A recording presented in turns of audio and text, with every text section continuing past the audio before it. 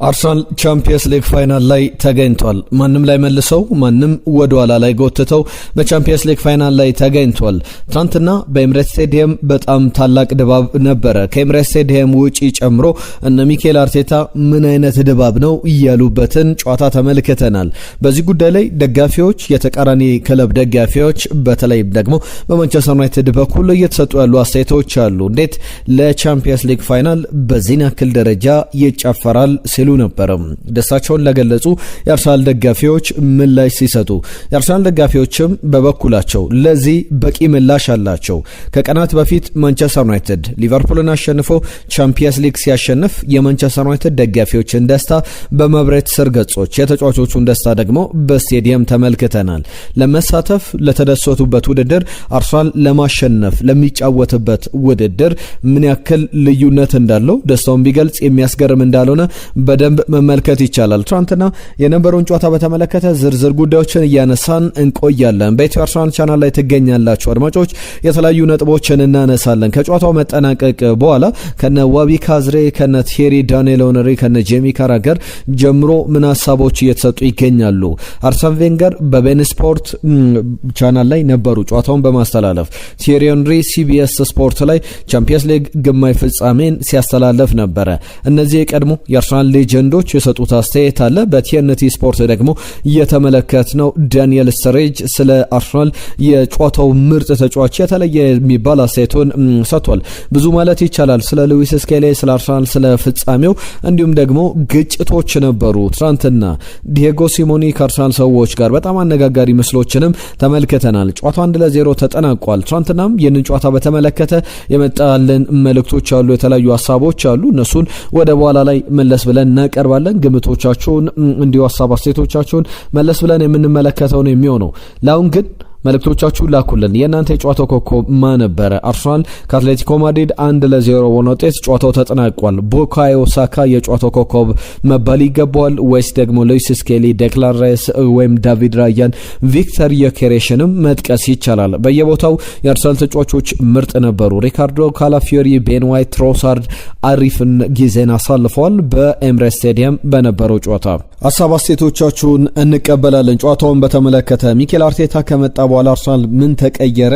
በተለይ በአውሮፓ ቻምፒየንስ ሊግ ላይ ብዙ ጉዳዮችን እያነሳን እንቆያለን። ለሁሉ መልእክቶቻችሁን እንጠብቃለን። የጨዋታው ኮከብ ለእናንተ ማን ነበር? በፍጻሜውስ ፓሪስ ሰን ዠርመን ወይስ ደግሞ ባየር ሙኒክ ለአርሰናል የበለጠ ቀላሉ ተጋጣሚ ይሆናል የምትሉትን ክለብ ሀሳብ አስተያየቶቻችሁን የላካችሁልን አብራችሁን ቆዩ። ተሳትፏችሁ በጣም እየቀነሰ ይገኛል። ለእናንተ የምንሰራቸው ቪዲዮዎች ጥራት እንዲኖራቸው በጣም ብዙ ተጨንቀን ነው ወደ እናንተ የምንመጣው። ነገር ግን የእናንተ ተሳትፎ በጣም እየቀነሰ ይገኛልና ተሳትፏችሁን እንድታሳድጉ እናሳስባለን። ጨዋታው 1-0 ተጠናቋል። የመጀመሪያው ጨዋታ ላይ ታስታውሱ እንደነበረ ቪክተር ዮኬሬሽ 44ኛው ደቂቃ ላይ ነበር ያስቆጠረው። ትናንትና ደግሞ ቡካዮ ሳካ 45ኛው ደቂቃ ላይ መጀመሪያው 45 መጠናቀቂያ ላይ በጣም ወሳኝ ግብ አስቆጥሯል። ጨዋታውም 1-0 በሆነ ውጤት ተጠናቋል። በመጀመሪያው አጋማሽ አርሰናል የበላይ ነበረ። በሁለተኛው አጋማሽ ደግሞ የመጨረሻ ደቂቃዎች ላይ አትሌቲኮ ማድሪድ ጫና ለመፍጠር ሞክሯል። ነገር ግን ያን ያክል ግልጽ የሚባል የግብ ድሎችን መፍጠር አልቻለም። የአርሰናል ደጋፊዎች በአትሌቲኮ ማድሪድ ሆቴል ተገኝተው ሌሊቱን እንግዲህ የተለያዩ ርችቶችን በመተኮስ የአትሌቲኮ ማድሪድ ተጫዋቾችን እንዳይተኙ ለመረበሽ ሲሞክሩ ነበረ። በጣም የሚያበሳጭ ነበረ። ለአትሌቲኮ ማድሪድ በጣም አነጋጋሪ የነበረ ጨዋታ ነው ትናንትና። አርሰናል ግን ወደ ፍጻሜው አልፏል። ከደስታ አገላለጽ ጋር በተያዘ የተሰጡ አስተያየቶች አሉ። በጨዋታው ላይ ቪክተር ዮኬሬሽ የሚገርም ምሽትን አሳልፏል። እያንዳንዱ ነገሮች እያነሳው እቀጥላለሁ። አስቀድሜ ግን ከጨዋታው ጋር በተያዘ ሊነሱ የሚገባቸው ነጥቦች መካከል ቪክተር ዮኬሬሽን እየተመለከተ ነው። በጣም የሚገርም ምሽት አሳልፏል። ግብ አላስቆጠረም እንጂ ከማስቆጠር ውጪ ያሉትንም ነገሮች በሙሉ ሰርቶ አጠናቋል። በ90 ደቂቃዎች ውስጥ የተለየውን ቪክተር ዮኬሬሽ በሜዳ ላይ ተመልክተናል። ብዙዎች አድናቆታቸውን እየገለጹለት ይገኛሉ። ዳንኤል ስተሬጅ የቀድሞ የሊቨርፑል የፕሪሚየር ሊጉም ተጫዋች በእንግሊዝ ብሔራዊ ቡድንም ተመልክተናል። የሰጠው አስተያየት አለ። ቪክተር ዮኬሬሽ አርሰናል የጨዋታው ምርጥ ተጫዋች ነበረ። እያንዳንዱን ጭንቀት ለአትሌቲኮ ማድሪድ እየፈጠረ ተጫዋች ነውና አትሌቲኮ ማድሪድ ጫና ውስጥ እንዲቆይ አድርጓል። የአርሰናል ዲፌንሲቭ ላይን የመጀመሪያው ሰው እሱ ነበር ብሎ ሚኬል አርቴታም ሲገልጸው ነበር። የመጀመሪያው ተከላካይ አንደኛው እሱ ነበርና የሚገርም ፐርፎርማንስ ነበረው አርሰናል። ለዚህ ነው ቪክተር ዮኬሬሽን እያስፈረመው የሚል ትክክለኛ አገላለጽ ሲጠቀም ነበረ። ከጨዋታው መጠናቀቅ በኋላ በጨዋታው ላይ ምን ያክል ሲፋለማቸው እንደነበረ ምን ያክል አስቸጋሪ ተጫዋች እንደነበረ አንደኛው ማሳያ ጨዋታው ሲጠናቀቅ የአትሌቲኮ ማድሪድ ተጫዋቾች ለምሳሌ ማርክ ፑብሊ ወደ እሱ ቀርቦ ለመጣላት ሲሞክር ነበር። የአርሰናል ተጫዋቾች ግን ቪክተር ዮኬሬሽ ከዚህ ተጫዋች ጋር ግጭት ውስጥ እንዳይገባ ሲያደርጉት ተመልክተናል። የሚገርም ምሽትን አሳልፏል። ለቪክተር ዮኬሬሽ ጥሩ የሚባል የጨዋታ እንቅስቃሴ እያሳየበት ነበረ። በፐርፎርማንስ ብቻ አይደለም፣ በእያንዳንዱ እንቅስቃሴ በእያንዳንዱ ሞመንት ላይ ፊዚካሊቲውን በደንብ የተጠቀመበት፣ በቀጣይም ደግሞ ከዚህ የተሻለ ነገሮችን የምንመለከትበት አይነት ተጫዋች እንደሚሆን በደንብ ማስተዋል ይቻላል። ከቪክተር ዮኬሬሽ በተጨማሪ ቲየሪ ዳንኤል ኦንሪ ስለ ቡካዮ ሳካ የሰጠው አስተያየት አለ። ቡካዮ ሳካ ጥያቄው ሲገባ ነበር፣ ኩዌሽንድ ሲደረግ ነበረ በውድድር ዓመቱ በሙሉ። ቡካዮ ሳካ አቅሙ አለው ወይ? ሱፐርስታር ነው ወይ? አርሰናልን ወደ ዋንጫ ይመራል ወይ ሲሉ ነበረ ብዙዎች። ነገር ግን ትናንትና ያንን አሳይቷል። የሰው ከምቢ ዘጋይ ብሎ ሲጠይቅ ነበረ ቲየሪ ሄንሪ። ያንን ወሳኙን ቁልፍ ሰው መሆን ይችላል ወይ? የአርሰናል ስታር ቦይ መሆን ይችላል ወይ የሚሉ ጥያቄዎች ነበሩ። ጉዳቶች ነበሩበት፣ ብዙ እየተጫወተ አልነበረም በጉዳት ምክንያት በሚፈለገው ደረጃ። ትናንትናም ለምሳሌ በባለፈው የፉላም ጨዋታ ላይ ተቀይሮ ወጥቷል። ሙሉ ለሙሉ የማች ፊትነሱ ላይ አልደረሰም። መጠነኛ ጉዳቶች ነበሩበትና ያንን አገግሞ በጥሩ ብቃት ላይ ይገኛል። ነገር ግን ባለፉት ሁለት ጨዋታዎች ላይ የአርሰናል መነቃቃት ምክንያቱ ቡካዮ ሳካ እንደነበረ በትክክል መናገር ይቻላል። አነጋግሬው ነበረ። አሁንም በሜዳ ላይ ከዚህ በላይ ማድረግ እንደሚፈልግ በፉላም ጨዋታ ለምሳሌ ከጨዋታው አስቀድሞ በሜዳ ላይ መሞት እንደሚፈልግ ለአርሰናል ገልጽ ነበር። በእርግጥ ቡካዮ ሳካን በተመለከተ 2020 ላይ የአርሰናል ደጋፊ ከዚህ በላይ ይገባዋል የሚል አንድ አገላለጽ በኢንስታግራም ገጹ ላይ ለቆ ነበረ።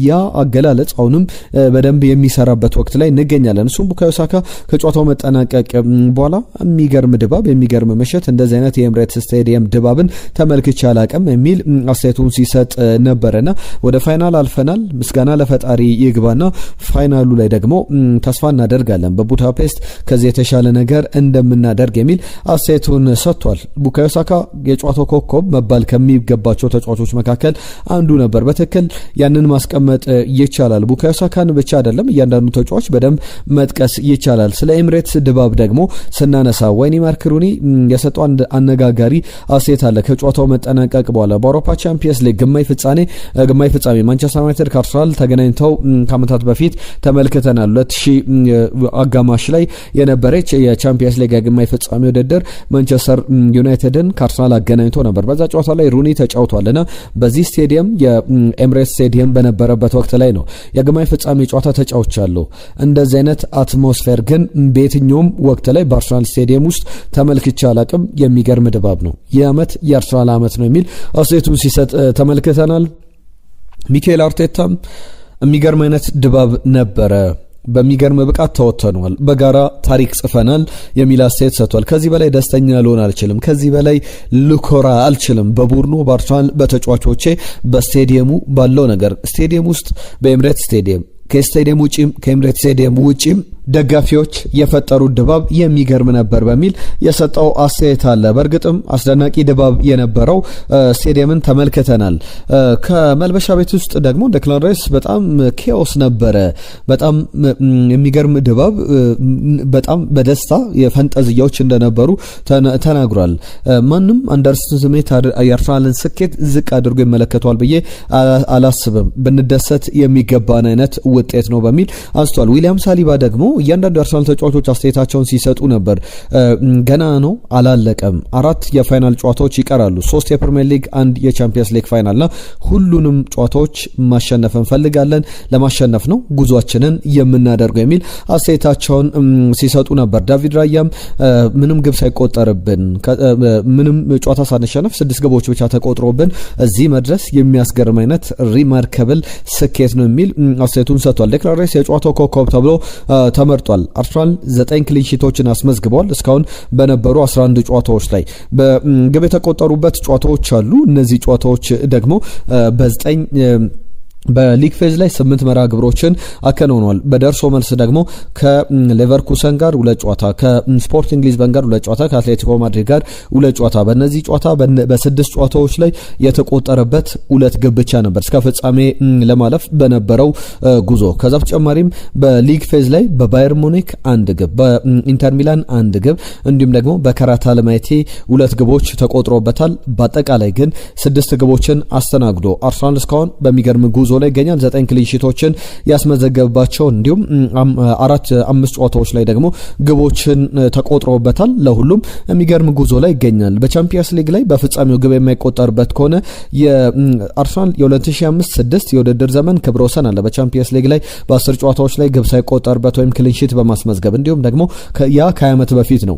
ከ10 ዓመት በፊት ደግሞ ሪያል ማድሪድ ይህንን ተመሳሳይ ታሪክ አስመዝግቦ ነበርና ተመሳሳይ ነገሮች ይጠበቃሉ። 11 ጨዋታዎችን አሸንፏል። 3ቱን ባቸው ውጤት ብዙ ጨዋታዎችን ያሸነፈ በብዙ ጨዋታዎች ላይ ደግሞ ያለመሸነፍ ጉዞ ያደረገ በአንድ የውድድር ዘመን አርሰናል ነው። ከዚህ በፊት ሪያል ማድሪድ 2023-24 ላይ 10 ጨዋታዎችን አሸንፎ 3ቱን ባቸው ውጤት ምንም ጨዋታ ሳይሸነፍ የተጓዘበት መልካም ወቅት ነበረ ማለት ይቻላል። በጨዋታው ላይ ስለ ሉዊስ ስኬሊም ማንሳት ይገባናል። ምርጥ ድባብ ነበረው በተባለበት ጨዋታ ላይ ሉዊስ ስኬሊ ምርጡ ተጫዋች ነበረ። በሜዳ ላይ አሰልጣኝ ሚኬል አርቴታ የሰጠው አስተያየት አለ። በተለይ ሉዊስ ስኬሊን በማጫወት ዙሪያ ብዙ ጥያቄዎች ሲቀርቡለት ነበር። ለመጀመሪያ ጊዜ በቻምፒየንስ ሊግ የተጫወተው በዚህ በግማሽ ፍጻሜ ላይ አምና ተሳትፎ ነበረው። ነገር ግን በዚህ ጨዋታ ላይ በአማካኝ ስፍራ ላይ የተጫወተው ለመጀመሪያ ጊዜ ነው። ለመጀመሪያ ጊዜ አማካኝ ስፍራ ላይ የተጫወተው ባለፈው የፉላም ጨዋታ ነው። ለአማካኝ ስፍራ ተጫዋች ሆኖ ለሁለተኛ ጨዋታው በቻምፒየንስ ሊግ ግማሽ ፍጻሜ ላይ ተጫውተው የሚገርም ብቃትን አሳይቷል። የአርሰናል እያንዳንዱ ማምለጫ እሱ ነበረና በጣም ከሱ ጋር ታፍ ነበርኩኝ፣ በሱ ላይ ጨክኜ ነበረ ይላል ሚኬል አርቴታና እሱም በባሪ ደረጃ ኮንሲስተንት ነበረ። ጥሩ ባሪ እያሳየ ቀጥሏል። በሮችን እያንኳኳ ብቃቱን እያሳየ ልምዶች ላይ ምን ማድረግ እንደሚችል በተደጋጋሚ እያሳየ ቆይቶ ነበር። በመጨረሻም ሉዊስ ስኬሊ ጊዜው ደርሶ ራሱን አሳይቷል። በአርሰናል ያገኘውን ደቂቃዎች በደንብ በፉላም ጨዋታ ላይ ተጠቅሞበታል። በደንብ ቤተሰቦቹ ትናንትና በስቴዲየም ነበሩ። አባቱም እናቱም ተቀይሮ ሲወጣ ስሙን እየጠሩ ሲዘምሩለት፣ ተነስተው ሲያጨበጭቡለት ተመልክተናል። የሚገባው ነበር። ሪዮ ፈርዲናንድ በተመሳሳይ በተጫዋቹ ዙሪያ ላይ መሰለፍ አለመሰለፍን በተመለከተ ከትናንትናው ጨዋታ አስቀድሞ የሰጠው አስተያየት ነበረ። ሪዮ ፈርዲናንድ በጣም ሉዊስ ስኬሊ ብዙ ደቂቃዎችን ማግኘት የለበትም ወይ? አምና ካሳየው ብቃት ለምንድን ነው ደቂቃዎች እንዳይሰጡት የሆኑ? ምን አሳይቶ ምን ድክመት ኖሮበት የሚለው በጣም አጠያቂ ነበረ በሚል ያነሳል ሪዮ ፈርዲናንድ። አሁን ግን በሚገባው ደረጃ ላይ ተገኝቷል። በአርሰናል በኩል በጨዋቱ ደረጃ በአርሰናል ፊዚካሊቲ በአርሰናል ወሳኝ ወቅት ላይ የተገኘ ተጫዋች ነው በሚል ሲገልጸውም ተመልክቻለሁ። ከሉዊስ ስኬሊ ጋር በተያዘ የሚገርም ምሽት አሳልፏል። የጁሪን ቲምበር እና የቤን ዋይት ጉዳይም ይነሳል። ጁሪን ቲምበር ነው እናውቀዋለን። አመቱን ሙሉ ተመልክተነዋል። ቤን ዋይት ደግሞ ባለፉት ጨዋታዎች ላይ የነበሩበት ድክመትም ጁሪን ቲምበር ባልነበረባቸው ጨዋታዎች ላይ ተመልክተናል። ቡካዮ ሳካ ግን ሲመለስ የባለፈው የፉላም ጨዋታ ላይ በመከላከሉም በማጥቃቱም ረገድ ቤን ዋይት የሚገርም ኳሊቲ እንዳለው አሁንም አርሰናልን ማገልገል በአርሰናል በኩል ቦታ እንዳለው ያሳየበትን ጨዋታ ነው። ምናልባት ሚኬል አርቴታ ለጁሪን ቲምበር ተተኪ አድርጎ በደንብ ብዙ ጨዋታዎች ላይ የቀየረ አለማስገባቱ ተጠያቂ ሊሆን ይችላል። ቤን ዋይትን ብቃቱ በመውረዱ ላይ ቤን ዋይት ብቻ አይደለም ተጠያቂው፣ አሰልጣኝ ሚኬል አርቴታም ተጠያቂ ሊሆን ይችላል። ትናንትና ከቡካዮ ሳካ ጋር የነበራቸው ጥምረት ቡካዮ ሳካ ሁሉ ጊዜ ይባላል ቤን ዋይት ሲኖርና ጁሪን ቲምበር ሲኖር ፍጹም የተለየ ነውና ከቤን ዋይት ጋር የበለጠ መግባባት፣ የኢንተርሴፕት የማይደረጉ ኳሶችን ፓስ ያደርግለታል። ከዛ በተጨማሪ መስመር ሰንጣቂ ኳሶችን በማቀበል ትናንትና 3-4 አጋጣሚዎች ላይ የአትሌቲኮ ማድሪድ ተከላካዮችን አልፎ እንዲገናኝ ወደ ግብ እንዲሄድ አሲስት የሚደረጉ ኳሶችን ሲያቀብለው እንደነበረ ቤን ዋይት ተመልክተናል። ቤን ዋይትም ክፍተቶችን እየፈለገ ሲሮጥ በደንብ የታዘብንበት እንቅስቃሴ ነበር። አሁን አርሰናል ቻምፒየንስ ሊግ ፋይናሊስት ነው። በቻምፒየንስ ሊግ ላይ ተገኝቷል። ቪክተር ዮኬሬሽ፣ ትሮሳርድ እንዲሁም ደግሞ በሪካርዶ ካላፊዮሪ በኩል ዴክላን ራይስ፣ ቡካዮ ሳካ እያንዳንዱ ተጫዋች መጥራት ይችላል። የሚገርም ምሽትን ተመልክተናል። በኤምሬት ስቴዲየም ድባቡ የሚገርም ነበር። የአርሰናል ደጋፊዎች፣ የአርሰናል ተጫዋቾች ምስጋናቸውን መውሰድ ይገባቸዋል። ከካላፊዮሪ ጋር በተያዘ ግን ሚኬል አርቴታ ቅያሪውን በጣም ኦን ታይም አድርጎታል ብዬ አስባለሁ። ምክንያቱም በጣም ተዳክሞ ነበረ። ሪካርዶ ካላፊዮሪ ያለውን በሜዳ ላይ ሰጠ። ከዛ በኋላ እንዲሁም በጣም ለጥቂት የተረፍንበት አጋጣሚ ነበረ። ጥፋት ሰርቶ ነበረ አንቷን ግሪዝማን ላይ እግሮቹን አሳርፎበት ነበረ። ነገር ግን ከዛ አስቀድሞ ጋብሪኤል ማጋሌሽ ላይ ጥፋት መሰራቱን ተከትሎ ዳኛ መጀመሪያው ጥፋት ላይ ትኩረት አደረጉ እንጂ ፍጹም ቅጣት ምት የሚያሰጥ ኢንሲደንት እንደነበረ ተመልክተናል። ነገር ግን የሚኬል አርቴታ ቅያሬዎች ኤቨሬቼዜ በማርቲን ኦዴጋርድ ትክክለኛ ሰዓት ላይ የተቀየረ ነበረ። ቡካዮ ሳካን በኖኒ ማዱዌኬ ፊዚካሊቲ ያስፈልገው ነበረ። አሰልጣኝ ዲየጎ ሲሞኔ አርሰናል ሁለተኛው ሰከንድ ሃፍ ላይ በጣም ተዳክሞ ይቀርባል የሚል ሀሳቦች እንደነበሩት ይታወቃል። ከደስታ አገላለጽ ጋር በተያዘ ግን የሚነሱ ነጥቦች አሉ። በጣም ኢንክሬዲብል በተባለው ድንቅ ምሽት በተባለው ምሽት ላይ የአርሰናል ደጋፊዎች፣ የአርሰናል ተጫዋቾች ደስታቸውን በሜዳ ላይ ኤምሬት ስቴዲየም ላይ አመሻሽተው ቆይተው ደስታቸውን ሲገልጹ ነበር እና ወይኒ ማርክ ሩኒ አርሰናል ለዋንጫው ማለፉ ይገባዋል፣ ነገር ግን በዚህን ያክል ደረጃ ሰለብሬት ማድረግ ተገቢ አይደለም፣ ጊዜው ገና ነው፣ ዋንጫው ፍጻሜው ጨዋታ ከፊታቸው ይጠብቃቸዋል፣ ስለዚህ ለዛ መዘጋጀት አለባቸው የሚል አስተያየት ሲሰጥ ነበር። የሩኒን ሀሳብ እንዴት ታዩታላችሁ? በዚህ ሀሳብ ላይ ኢያን ራይት ምላሽ ሰጥቷል። ለአርሰናል ደጋፊዎች አንድ መልእክት ላስተላልፍላችሁ፣ አንድ ነገር ልንገራችሁ ይላል ኢያን ራይት። ይህ ሴሌብሬሽን ወይም ደግሞ የሴሌብሬሽን ፖሊሶች አሉ፣ ተቆጣጣሪዎች የሚመስሉ እንዳትደሰቱ ሊሏቸው የሚፈልጉ ነገር ግን ኢንጆይ ዘ ሞመንት ብሎ በእግር ኳስ መደሰት እግር ኳስም የሞመንት ጉዳይ ነውና ሞመንቱ ላይ ደስታችሁን መግለጻችሁ፣ ደስታችሁን ማሳየታችሁ፣ መደሰታችሁ ነው ዋናው ነገር። ስለ ፋይናሉ በቀጣይ ይታሰብበታል። አሁን ግን መደሰታችሁ ተገቢ ነው ብሏል። አርሰን ቬንገርም በኤን ስፖርት ላይ ጨዋታውን ትንተና ላይ ተገኝተው ነበረ። ሴሌብሬሽኑ የሚገርም ነበር፣ ትክክለኛ ሴሌብሬሽን ነበረ። ኢትስ ኖርማል። ነገር ግን አሁን ወደ ዋንጫው የአርሰናል ተጫዋቾች ትኩረት ማድረግ አለባቸው፣ ሴሌብሬሽኑን ይገባቸዋል የሚል አስተያየታቸውን ሰጥቷል። ትናንትና አጨቃጫቂ ነገሮች መካከል በኤምሬትስ ስቴዲየም የቪክቶር ዮኬሬሽን ግጭት ሳነሳ ነበር። ባለፈው ቤን ዋይት ከዲየጎ ሲሞኒ እንዲሁም ደግሞ ከጂዩሊያኖ ሲሞኒ ጋር ግጭት ውስጥ ገብቶ ነበር። የአትሌቲኮ ማድሪድን መሬት ላይ ያለ አርማ ረግጦ ሲገባ ኋላ ሲናገሩት ጸቦች ተፈጥሮ እንደነበር ይታወቃል። ትናንትናም ዲየጎ ሲሞኒ በአርሰናል ደጋፊዎች ሲጮበት ነበረ። ከሜዳ ሲወጣ በቅርብ በሚኬል አርቴታ ውሳኔ የተከፈተ ተነል አለ። በፊት ተነሉ ዝግ ነበር። አሁን ግን የአርሰናል ተጫዋቾች ከአርሰናል ደጋፊዎች ጋር እያወሩ ሰላም እየተባባሉ የሚወጡበት የአርሰናል ደጋፊዎች ሌሎች ተጫዋቾችን፣ የተቃራኒ ቡድን አሰልጣኞችን፣ ተጫዋቾችን ደግሞ በቅርብ እየተመለከቱ አስተያየቶቻቸውን መስጠት ይችላሉ። ትናንትና ዲየጎ ሲሞኒንም ሲወጣ እንደዚህ አይነት አቀባበል አድርገውለት ነበር። በአርሰናል መለያ ላይ ደግሞ ሲረማመር ተመልክተናል። ባለፈው ሳምንት ቅሬታ ባቀረበበት ጉዳይ ላይ ተመሳሳይ ነገር አሳይቷል። ከጨዋታው መጠናቀቅ በፊት ደግሞ የቀድሞ የአትሌቲኮ ማድሪድ ስፖርቲንግ ዳይሬክተር አንድሪያ ቤርታ ከአትሌቲኮ ማድሪድ ሰዎች ከነ ዲየጎ ሲሞኒ ጋር ግጭት ውስጥ ገብተው ነበረ። የቡድን ስሜት የቀድሞ ስራቸውን የቀድሞ ቡድናቸውን ዘንግተውት አርሰናል ወደ ዋንጫው እንዲያልፍ የአትሌቲኮ ማድሪድ ሰዎች እዛ ቴክኒካል ኤሪያው ላይ ግርግር ሲፈጥሩ ነበር። በአርሰናል በኩልም ተመሳሳዩን ምላሽ ለመስጠት ሲሞከር እንደነበረ ተመልክተናል። በዚህ ሰዓት ነበረ አንድሪያ ቤርታ ከዲየጎ ሲሞኒ ጋር ግጭት ውስጥ ገብተው የተመለከትናቸው። ሚኬል አርቴታ ወደ አርሰናል ከመምጣቱ በፊት አርሰናል 2010-11 ጀምሮ እስከ 2016-17 በቻምፒየንስ ሊግ በአርሰን ቬንገር ስር ሲጫወት ነበረው እስከ ራውንድ ኦፍ 16 የ16ቱ ጥሎ ማለፍ ስር ነበረ። ሚኬል አርቴታ 2023-24 ላይ ከ2016-17 የውድድር ዘመን በኋላ ወደ ቻምፒየንስ ሊግ አርሰናልን መለሰ። 2023-24 ላይ ኳርተር ፋይናል በባየር ሙኒክ ተሸነፈ። 2024-25 ላይ ሰሚ ፋይናል በፓሪስ ሴን ጀርመን ተሸነፈ። አሁን እነዚህን ሁለት ቡድኖች የመበቀያ ሰዓት ነው። ለእናንተ ማን ነው ምርጫችሁ? ፓሪስ ሳን ጀርመን ወይስ ደግሞ በፍጻሜው ባየር ሙኒክ? ዛሬ ይለይለታል። የእነዚህ ቡድኖች የመጨረሻ ውሳኔ የምንመለከትበት ነው የሚሆነውና ቴሪ ሄንሪ ስለ አርሰናል አሰላለፍ አንድ ሀሳብ ሲሰጥ ነበረና በተለይ ደግሞ ካነሳቸው ጉዳዮች መካከል አሰላለፉ ላይ ሉዊስ ስኬሊ ይሰለፋል አይሰለፍም ትልቁ ጥያቄ ነበር። ሚኬል አርቴታ ያንን አድርጎታል፣ አሰልፎታል። በጣም የሚኬል አርቴታን ውሳኔ ወድጄዋለሁና በሚገርም ሁኔታ በሚገርም ኳሊቲ ሲጫወት ነበር። በሳምንቱ መጨረሻ ከፉላም ጋር ይህንን እንቅስቃሴ በተመሳሳይ በዚህ ጨዋታ ላይ ደግሞታል ብሏል። ዋቢ ካዝሪ ስለ አርሰናል አንድ ነገር አንስቷል። የቀድሞ ቱርክ ቱኒዚያዊ ተጫዋች ብዙዎቻችሁ ታስታውሱታላችሁ በተለይ ክለቦች ተጫውቷልና በጣም ኢንተረስትድ የሚያደርግ ሐሳብ አንስቷል። በተለይ በሲዝኑ ላይ ለፓሪስ ሰን ጀርመንም ለባየር ሙኒክም ለምሳሌ አርሰናል በፕሪሚየር ሊጉ ላይ 35 ጨዋታዎችን ተጫውቷል ይላል ዋቢ ካዝሪ። ነገር ግን በየትኛውም ጨዋታ ላይ ዋነኛ ተጫዋቾቹን ተቀያሪ ወንበር ላይ ማስቀመጥ ቅንጦት አልነበረውም። በፓሪስ ሰን ጀርመን በኩል ዴምቤሌና ዴዝሪ ዶዌ ባልነበሩባቸው ጨዋታዎች ላይ በፓሪስ ጨዋታዎች ላይ ድራማዎች ነበሩ። ፓሪስ ይቸገር ነበር። ለምሳሌ ሙኒክን ተመልከቱ። በፍጻሜው ላይ ሃሪኬን ሳይኖር ወይም ማይክል ኦሊሴ ሳይኖር ተመልከቷቸው።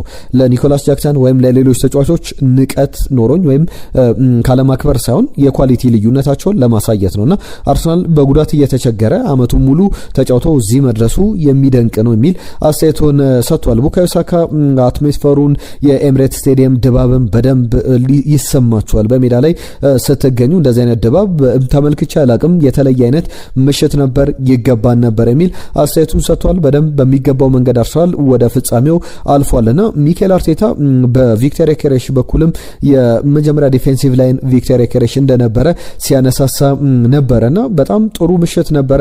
ከፉላም ጋር ከነበረው ጨዋታም በዚሁ በአትሌቲኮ ማድሪድ ጨዋታ ላይ ያሳኩት ነገር በጣም ጥሩ ነበረ። በተለይ ስጋቶች ነበሩ መዘናጋቶች እንዳይኖሩ በፉላም ጨዋታ ላይ ከታየው ነገር አንጻር አሁንም ለዌስትሃም ዩናይትድ ጨዋታ በአርሰናል በኩል መዘጋጀት ይኖርበታል። በቀጣይ የፕሪሚየር ሊግ ጨዋታ ላይ ትኩረት ያደርጋል። የመጨረሻ 6 ቀናት ደግሞ ለአርሰናል በጣም አስፈላጊ ናቸው። በተለይ ደግሞ ከቻምፒየንስ ሊግ ፍጻሜ በፊት የሚኖሩ ቀናት 6 ቀናት ይኖራሉ። ከ2 ዓመታት በፊት ፕሪሚየር ሊጉን ማሸነፍ፣ ከዛ በኋላ ለመጀመሪያ ጊዜ ቻምፒየንስ ሊግ ማሸነፍ በ6 ቀናት በኩል ከሜይ 24 እስከ ሜይ 30 ድረስ የቻምፒየንስ ሊግ ፋይናል ሜይ 30 ወይም ደግሞ ከ4 ቀናት በኋላ የሚደረግ የፍጻሜ ጨዋታ ነውና በደንብ ብዙ ትኩረት ሊሰጠው የሚገባ ጨዋታ ነው። ፓሪስ ሰን ጀርመን ደረሰም ባየር ሙኒክም በተለይ ለሁለቱም አርሰናል ማብረጃ የሆነ መድኃኒት የሆነ ጨዋታ ይዞ ሊመጣ የሚችል አይነት ቡድን ነው። ለሁለቱም በደንብ መጠቀም የሚችልበት አጋጣሚዎች አሉትና ብዙ ማለት ይቻላል። ሲምፕሊስቲክ ሆኖ ነገሮችን ለሚመለከት አርሰናል ጥሩ ድሎች አሉት። ፕሮአክቲቭ ሪአክቲቭ ሆኖ በእነዚህ ጨዋታዎች ላይ በቻምፒየንስ ሊግ ፍጻሜ ላይ በተለይ ዘንድሮ ተመልክተናል። የትኛውም ቡድን አትሌቲኮ ማድሪድ፣ ኢንተር ሚላን፣ ባየር ሙኒክ ከአርሰናል ጋር እንግዲህ ትከሻ ለትከሻ ለመለካካት አርሰናልን አጥቅቶ ለመጫወት እግር በእግር ለመከታተል በሚሞክሩበት ሰዓት ላይ አርሰናል ምን አይነት ቡድን እንደሆነ ተመልክተናል። ለሁሉም እነዚህ የሚነሱ ዝርዝር ጉዳዮች ናቸው። በፍጻሜው ላይ አርሰናል በማንን ይገጥማል ዛሬ የሚለይለት ጉዳይ ነው። እናንተስ ሐሳብ አስተያየቶቻችሁን ላኩልን። በጨዋታው ዙሪያ የሚነሱ ነጥቦችን ካሉ ተጨማሪ ጉዳዮችን በቀጣይ ጊዜያት ላይ እናነሳለን። የሚኬል አርቴታ ሐሳብ ቅድም አንድ ጉዳይ ሳነሳ ነበር፣ ሉዊስ ስኬሊን በተመለከተ እሱ ላይ ጨክኜበት ነበረ፣ ከዚህ በላይ መጫወት ይገባኝ ነበረ የሚል አስተያየቱን ሲሰጥ ነበረ ሚኬል አርቴታ። ሌላ ሐሳብም ላንሳ ከሚኬል አርቴታ ጋር በተያያዘ አርቴታ ወደ ተጫዋቾቹ ሄዶ ይቅርታ ጠይቋቸው ነበረ ከጨዋታው በኋላ ከፉላም በጨዋታ በኋላም በተለይ ተመሳሳይ አሰላለፍ መጠቀም ነበረብኝና ይቅርታ አድርጎልኝ ጨዋታው አስፈላጊ ነበረ በሚል ከዚህ በላይ እናንተን ብዙ ድሎች መስጠት ነበረብኝ ብሎ ለአንዳንድ ተጫዋቾች ይቅርታ ሲጠይቅ የአርሰናል ተጫዋቾች የመለሱልኝ መልስ ግን ቦስ ችግር የለውም በፈለክበት ሰዓት በፈለክበት መንገድ ላይ እኛ ካንተ ጋር ነን በሚል መተው ነው ያቀፉኝ በሚል የአርሰናል ተጫዋቾችን ያላቸው ሜንታሊቲ በደንብ ያሳየ አስተያየትን ሚኬል አርቴታ ከጨዋታው መጠናቀቅ በኋላ ሲሰጥ ነበር። ለሁሉም አርሰናል ወደ ቻምፒየንስ ሊግ ፋይናል እሁድ ደግሞ ከ4 ቀናት በኋላ በፕሪሚየር ሊግ የዌስትሃም ጨዋታ ይጠበቃል። ሌላ የፍጻሜ ጨዋታ ይጠበቃል። ረፍት ያደርጋል የአርሰናል ስብስብ። ከዛ በኋላ ለጨዋታው ይዘጋጃል። በጣም አስፈላጊ መርሃ ግብር ነው። እያንዳንዱን ጉዳዮች በስፋት እንመለከታለን። ነገ በሚኖረን ቆይታም ዝውውሮችን የተመለከቱ ዝርዝር ነጥቦችን እየነገርናቸው የምንቆይ ነው የሚሆነው። ትናንትና የእናንተ መልእክቶች መጥተውልናል። ሰላም ምርጦች፣ ኤቨርተን የአርቴታን ውለታ አስበው ምርጥ ውለታ ውሎለታል። አርሰናል ባርኮላን በደንብ ገፍቶ ተደራድሮ ማስፈረም አለበት። አርሰናል በተጨማሪ ሳይድ ኤልማላን ከኮሎኝ ማስፈረም አለበት፣ ቢችልም ደስ ይለኛል ብሎናል። አየነው ሙሉዓለም ትናንትና በሰራነው ቪዲዮ ላይ ላከልን መልእክት ነው። ቤንጂ የላከልን መልእክት አለ። እኔ ግን ፈርቻለሁ። የዛሬውን ጨዋታ እንዲሁም ደግሞ ዌስትሃምን እንደምናሸንፍ አምናለሁ ግን በዋንጫው ላይ የምናውጣው እየመሰለኝ ነው፣ ለኤቨርተን ግን ይመቸው የሚል የፍርሃት አስተያየት ልኮልናል ቤንጂ። አርሰናል ግን አሁን ከዚህ በኋላ ምንም አይነት ፍርሃት የሚያሳይ ቡድን አይመስልም። ዮሱፍ አርሰናል 2-0 ያሸንፋል ብሎ ግምቱን ልኮልን ነበር ከአትሌቲኮ ማድሪድ ጋር። ቶፊቅ ዮኬሬ ሰላም ቤተሰቦች፣ እኔ የኤቨርተን አጮት ተመችቶኛል፣ እንደውም ትርፍ ደቂቃ ዳኛው ጨምሮ ነው እንጂ ኤቨርተኖች ማሸነፍ ነበረባቸው። ሲቲም አንድ ተጨማሪ ነጥብ እንዲያገኝ አስችሎታል። አርሰናል ደግሞ አትሌቲኮ ማድሪድን 4-1 ያሸንፋል ብሎናል። እኔ የምፈራው የነበረው እንግዲህ በጣም ውጤቱን አይቶ መዘናጋት እንዳይኖር ነው። ሲቲም ከዚህ በኋላ ጥንቃቄ ማድረግ አለበት በአርሰናል በኩል የሚል አስተያየቱን ቪክተር ቶፊቅ ዮኬሬሽ የላከልን መልእክት አለ። ዝርዝር ጉዳዮችን አንስቷል። ሁላችሁንም ከልብ እናመሰግናለን። ተሳትፏችሁን አሁንም እንፈልጋለን። ሀሳብ አስተያየቶቻችሁን ጻፉልን። አርሰናል ወደ ፍጻሜው ተጉዟል። ለአርሰናል ደጋፊዎች እንኳን ደስ አላችሁ ማለት እንፈልጋለን። የዛሬን እዚህ ላይ ያበቃን። ጤና ይስጥልን።